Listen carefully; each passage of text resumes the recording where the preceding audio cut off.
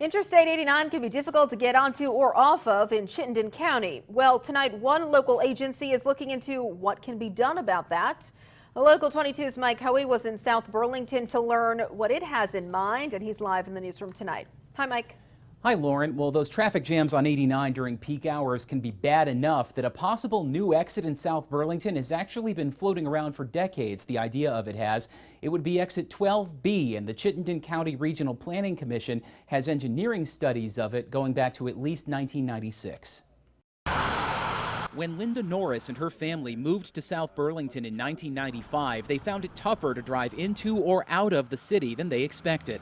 We were just surprised that there wasn't another exit to get off of 89 rather than kicking us off into Shelburne Road and having to come way back up and to get into the residential area.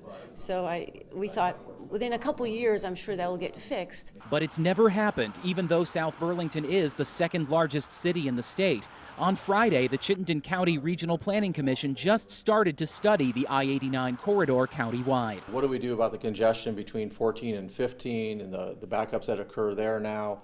And also, should we be looking at a new interchange somewhere in Chittenden County? Probably in the South Burlington area. That new interchange, exit 12B, is still considered an option to ease traffic flow between Burlington and Winooski, but it would cost more than $40 million to build. If South Burlington ever gets a new I-89 interchange, this is right about where it would be. It would connect the interstate with Heinsberg Road off behind my head near the existing highway overpass. And while exit 12B would likely be helpful at a regional level, there would be some trade-offs at the local level in South Burlington, especially on Heinsberg Road itself. Certainly if you relieve congestion at 14, maybe gets a little bit better. It would get worse where a new interchange would be, or at 12B. We're going to have to do a lot of work over the next year and a half to 2 years to see if that really makes sense. I'm hoping there's momentum to make some change because I think it's been stalled a lot over the years that I've lived here.